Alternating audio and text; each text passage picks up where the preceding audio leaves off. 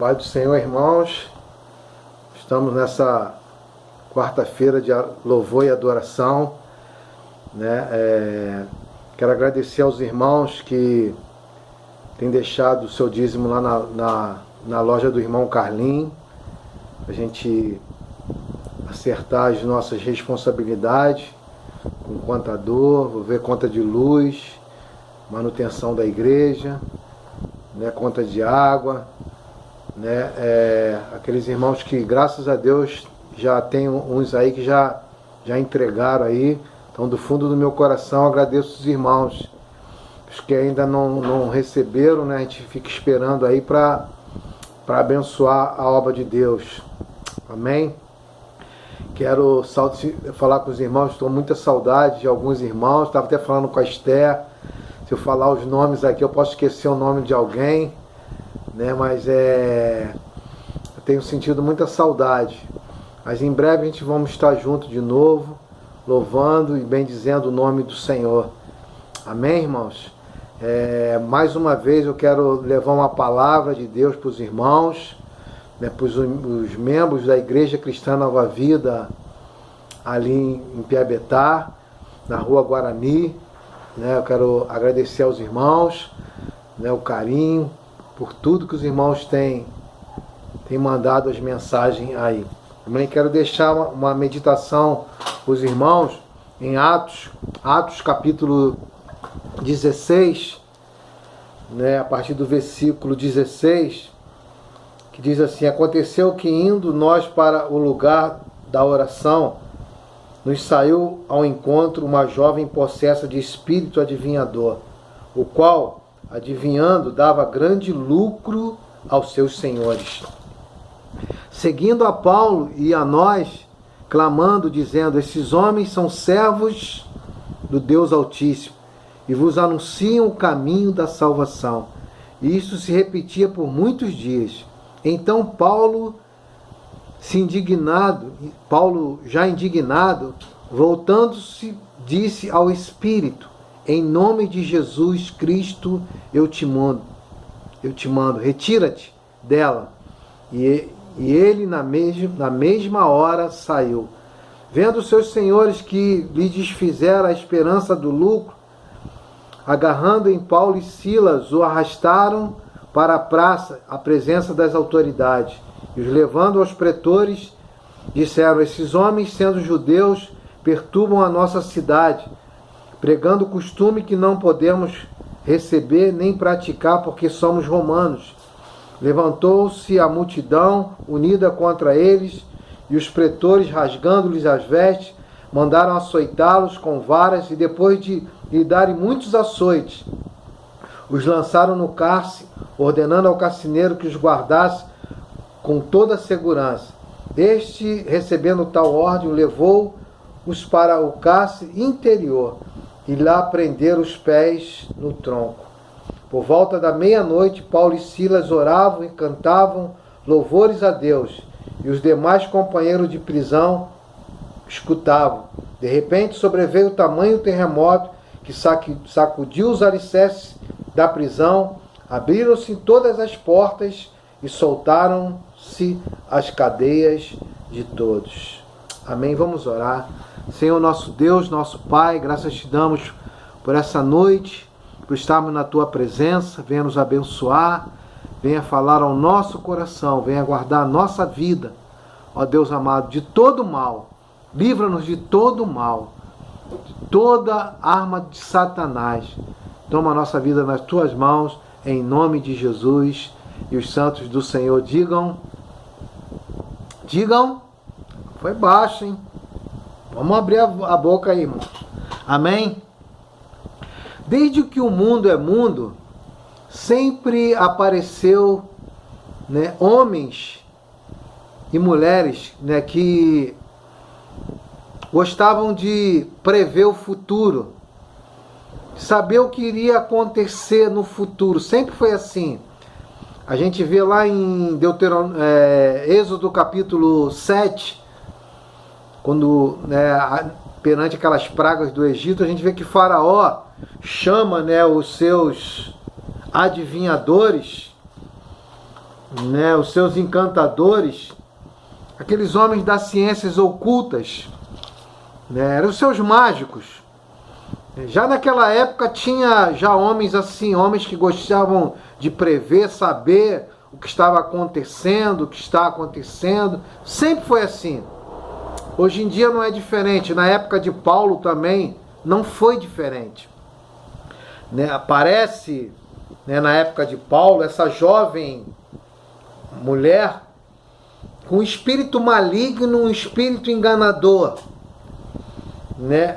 Ela era possessa desse espírito. Você vê aí no versículo 16, né, que essa mulher ela era possessa de um espírito adivinhador. Era serva de uns homens que se aproveitavam da situação dessa serva para ganhar dinheiro, para ter lucro com aquilo que ela adivinhava.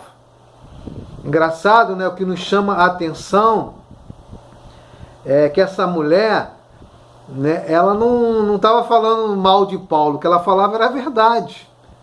Chamava ele do servos do Deus Altíssimos. A gente vê isso no versículo 17, né, e anunciam a salvação em Jesus. Né, ela vinha clamando e dizendo, só que ela ganhava lucro com isso, ela tinha lucro com isso.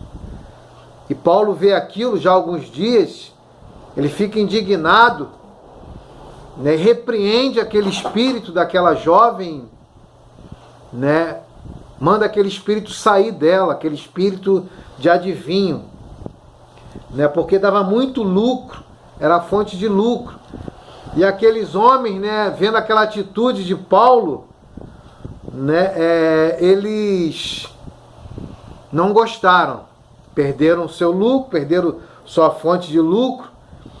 Né, Paulo, cheio do Espírito Santo, né, viu o espírito que estava por trás daquela jovem, daquela adivinhadora, que era um espírito maligno, que estava ali só para dar lucro aos seus senhores.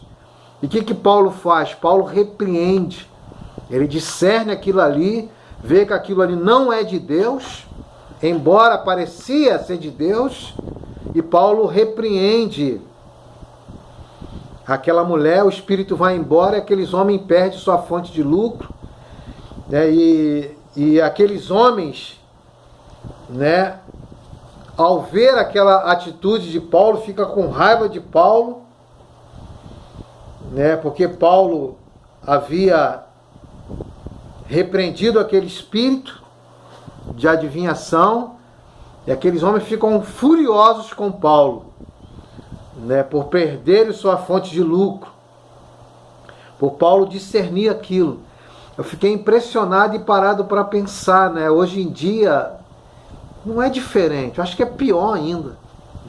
O bispo Walter, ele falou para os pastores essa terça-feira no presbitério online, o quanto que é manda vídeo para lá, toca vídeo para cá, sabe? Pessoas nem ouvem às vezes o vídeo todo, nem sabe o que é.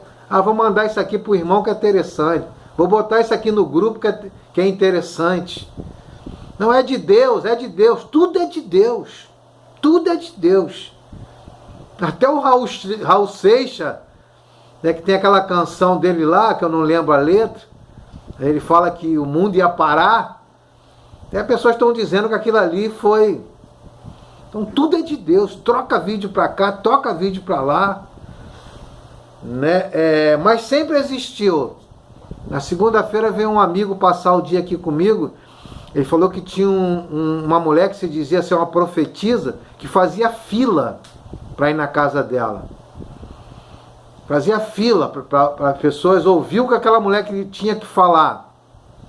E ele falou que aquela mulher foi na casa dele e aquela mulher começou a passar mal na casa dele, e aquela mulher depois começou a profetizar, falar um montão de coisas que eram verdades, e de repente Deus mostrou a ele que aquela mulher estava doente. E ele foi orar para aquela mulher que se dizia ser usada por Deus, profetiza, e o demônio se manifestou nela. Ele expulsou aquele demônio, aquela mulher foi liberta, né? E as pessoas ficaram sem entender nada. Desculpa de estar falando né, mas eu vou parar com esse né. Então, aquela mulher tinha um espírito de... Né? Então é vídeo para lá, vídeo para cá, meus irmãos, uma coisa louca. A gente sabe, só fala desse coronavírus. Profecia de 1 ano atrás, profecia de 6 meses atrás, profecia de ontem, profecia daquilo, profetiza que foi arrebatada, que não sei o quê. É trocas e trocas de vídeos. As previsões futuras atraem a natureza humana. Astrologia, ciganismo, necromancia, adivinhos, cartas, tarô, né? Tudo isso sempre atraiu a natureza humana. Os homens gostam disso. Os patrões daquela mulher ficaram irados com Paulo e Silas por perder a sua fonte de lucro. Eles rejeitavam o evangelho. Você vê isso aí no versículo 21, que Paulo anunciava o evangelho, pregava o evangelho, eles renunciavam o evangelho para ter as suas fontes de lucro, para ganhar os seus lucros. Eles preferiam as suas fontes de lucro.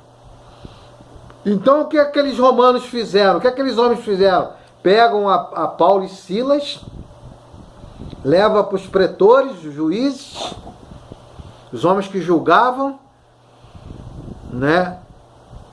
Rasgam as vestes deles, dão chicotada neles, manda para o cárcere, prende eles no tronco, joga eles numa prisão fria, né? Prende aqueles homens, botam aqueles servos do Senhor de quarentena. Aqueles, né, eles presos ali, eles não podiam anunciar a palavra de Deus, não podiam fazer louvor. E quando a igreja se cala, as trevas avançam. Quando o evangelho cessa, as trevas avançam. O inimigo ataca as famílias, ataca as cidades, ataca o país. Quando a igreja fica em silêncio, o louvor é sufocado. Os açoites do silêncio, o cárcere da palavra, a escuridão do louvor, as sandálias do evangelho no tronco da cela úmida, o coração no cárcere interior da adoração em silêncio. Quando a igreja entra em quarentena, quando os apóstolos foram presos, é como diz o Salmo 137, às margens dos rios da Babilônia, nós nos assentávamos e chorávamos, lembrando de ti, Sião, nos salgueiros que lá havia, pendurávamos as nossas harpas, pois aqueles que nos levaram cativo nos pediam, canta o cântico de Sião. Como nós vamos cantar o cântico do Sião? Em terras estranhas. Como nós louvaremos ao Senhor, preso em nossos lares, preso dentro das nossas casas, não podemos ir a Sião, não podemos ir ao templo. O que impressiona são as reações de Paulo no meio daquela pandemia de adversidade, que os nossos apóstolos passaram pior do que a gente. Os nossos irmãos enfrentaram pior do que Covid. Eles eram assolados em Roma. Eles eram perseguidos, mortos. Bem pior do que os nossos dias. Mas nós vivemos a pandemia das adversidades, das lutas. Você vê o versículo 25.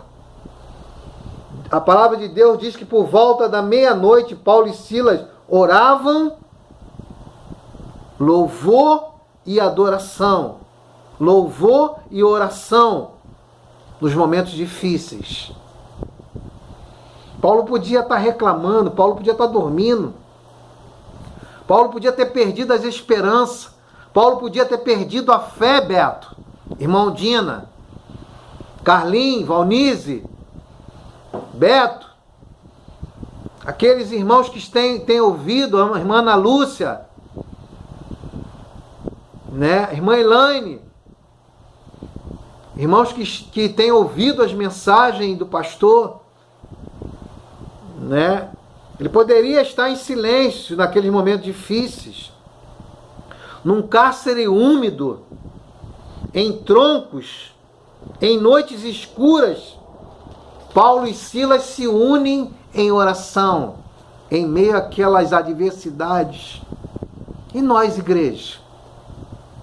O que você e eu estamos fazendo em meio à pandemia? Nós estamos esperando pelo governo? Nós estamos esperando pela autoridade? Ou estamos esperando no mesmo Deus que Paulo esperava? Engraçado que o texto não diz que Paulo estava pedindo para sair da cadeia, não. Se você ver aí o versículo de número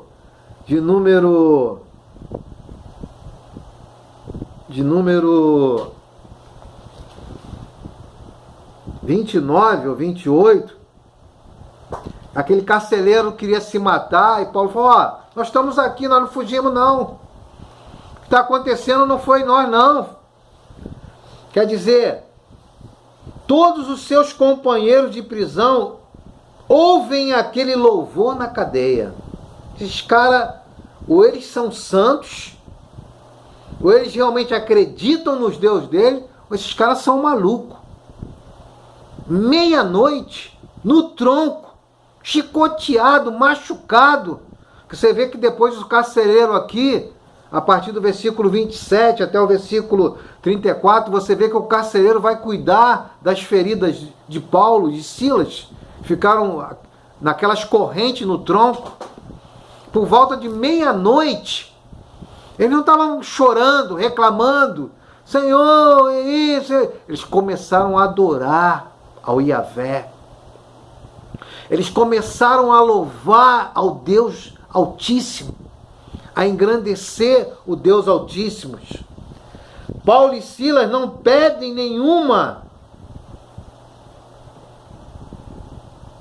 não pedem a Deus para que Deus livrasse eles dali. A única coisa que eles falam, né, não murmuram, a única coisa que eles falam, cantam louvores, adoram ao Senhor. Aí, de repente, no meio daquela pandemia, no meio daquelas adversidades, porque toda vez que você vê na Bíblia, quando o povo começa a louvar a Deus, pode ver, a maioria das vezes foi assim. Milagres começaram a acontecer, irmã Lourdes, minha irmã querida. Milagres começaram a acontecer, irmã Márcia, Rafinha, Letícia, Zezé. Milagres começaram a acontecer, de repente milagres no meio da noite, meia-noite, versículo 26, de repente sobreveio o tamanho terremoto. Os louvores abriram as portas do cárcere. Os louvores abrem as portas do inferno. Os louvores arrebentam as epidemias. Os louvores apagam as trevas do Egito. Que Deus desce no meio dos louvores. Deus visita a sua vinha no meio dos louvores. Deus visita o seu povo, irmã Teresa, no meio da sua guerra. Oh, Deus não nos abandonou, Deus continua vivo. Deus, ele tem um fim para todo mal. Não há mal que dure para sempre. Até Deus dizer: chega. A nossa reação tem que ser a mesma reação dos nossos irmãos. Basta uma só palavra do Senhor e as trevas são dissipadas. Basta uma só palavra de Deus. Só Deus falar uma vez. E eu acredito que a gente tem que orar pelo nosso presidente. A gente tem que orar pelos pastores. Tem pastores, irmãos, que pagam aluguel. Tem muitas igrejas vão fechar. Que muita gente não vai poder trabalhar, não vai ter dinheiro, não vai ter como pagar aluguel. O pastor tem que ter a sua compra do mês. E muitas igrejas vão fechar. Tem muita gente se alegrando com isso. Agora eu quero ver eles, agora eu quero ver aquilo. Sabe quem é que faz isso? É o inferno. É as trevas. Mas Deus é luz. Deus é glória. Deus vai dar uma resposta. Nosso país vai ser diferente. Nós temos que começar a orar, invocar o nome do Senhor. Não é consultar profeta, não é começar a botar um monte de vídeo na internet, mas é colocar o nosso joelho no chão e falar com Deus Altíssimo, uma comunhão pessoal com Deus. Não é uma profecia que alguém falou há 6 anos atrás, não é uma profecia que alguém falou ontem, mas é a palavra de Deus. Paulo não falou para aquele carcereiro ali outra coisa. Paulo pregou a palavra, pregou o evangelho para aquele homem. Como assim? A passagem anterior ele ganhou Lídia, ganhou a família de Lídia para Jesus, batizou a família de Lídia. Depois ele ganha esse carcereiro para Jesus, ganha a família desse carcereiro para Jesus. Com o quê? Com o evangelho. O evangelho da paz. O evangelho que Deus não permite ficar no tronco. O evangelho que Deus não permite ficar no cárcere. Para aqueles que clamam, para aqueles que buscam a presença do Senhor. Basta uma só palavra. Basta uma só palavra do Senhor. E as trevas serão dissipadas. Eu estou esperando um milagre. O Deus que nós servimos é um Deus de milagre. Em piores situações, desertos, vales, Deus se manifesta. Aleluia. Para mostrar o seu poder, para mostrar a sua glória, para mostrar ao mundo que a igreja é o sal, a igreja é a luz, que a igreja traz esperança. A igreja traz a palavra da salvação, que é o evangelho da salvação. Aleluia. A igreja não precisa de adivinhos. A profecia está aqui. É a palavra de Deus. Ela é o caminho, ela é a verdade, ela é a vida. Ela é o caminho da salvação. É a palavra de Deus. Não vivam atrás de profetas. Não ficam atrás de profecia, irmãos. A profecia está aqui. A profecia é a palavra de Deus. Eu acredito que homens profetizam, mas profetizam a palavra. Não é experiências humanas, não é adivinhação humanas, é a Bíblia Sagrada. A Bíblia nos orienta, a Bíblia nos mostra, a Bíblia liberta, a Bíblia salva. E nós lutamos pelo Evangelho. Nós proclamamos o Evangelho. Pode nos colocar no cárcere, pode nos colocar onde for. Pode nos prender, mas o Evangelho não pode ser preso. O louvor não pode ser preso. A adoração, ninguém pode impedir a igreja de adorar, de louvar ao Senhor. Então vamos colocar um propósito no coração. Vamos jejuar pelo Brasil. Vamos jejuar pelo nosso presidente. Vamos orar pelos nossos irmãos. Se a igreja sofre, todos nós sofremos. Não é porque a gente tem uma sede própria que a gente é melhor do que ninguém. Eu tenho orado pelos outros pastores. Tem um pastor amigo meu que pegou esse vírus, chegou a ficar entubado. A esposa também. Tenho orado pelos meus irmãos. Bispo Walter. Agora é a hora da igreja se unir. Agora é a hora da igreja se arrepender. Agora é a hora da igreja abandonar as velhas práticas, o pecado. Agora é a hora da igreja se arrepender e se voltar para Deus. Eu vi muita igreja brincando no carnaval. Na verdade, muitos retiros pareciam um carnaval. Gente fantasiados, gente brincando com o mundo. A igreja é santa. A igreja é noiva virgem, é pura, é sem mácula. A igreja é a agência de Deus aqui na terra. A igreja tem que ser diferente do mundo. É hora de se arrepender, é hora de se voltar para Deus. Você talvez que está ouvindo essa mensagem, que está afastado do evangelho, procura uma igreja séria. Tem muitas igrejas sérias, tem muitos homens que pregam a palavra de Deus, que estão compromissados com a palavra de Deus. Essas igrejas vão ser as que vão sobreviver em meio a toda essa pandemia. Jesus é o caminho, a verdade e a vida. A paz de Cristo, o amor de Deus, a graça. Que Deus possa confortar todos os meus irmãos. A gente retornar que nenhum se perca. Em meio a tudo isso que está acontecendo. Que você possa tirar experiências, que você possa aprender alguma coisa com tudo que Deus está nos mostrando. Nós precisamos nos voltar para Ele. Nós precisamos nos arrepender do nosso pecado. Nós não podemos brincar de crente. Que Deus possa nos guardar de todo o mal. Amém? Que Deus possa abençoar a tua família. Vamos ver se domingo que vem a gente faz a nossa ceia. Tá bom? Já prepara o cálice, o pão na tua casa. Não sei como é que vai ser esse final de semana. Mas deixa preparado.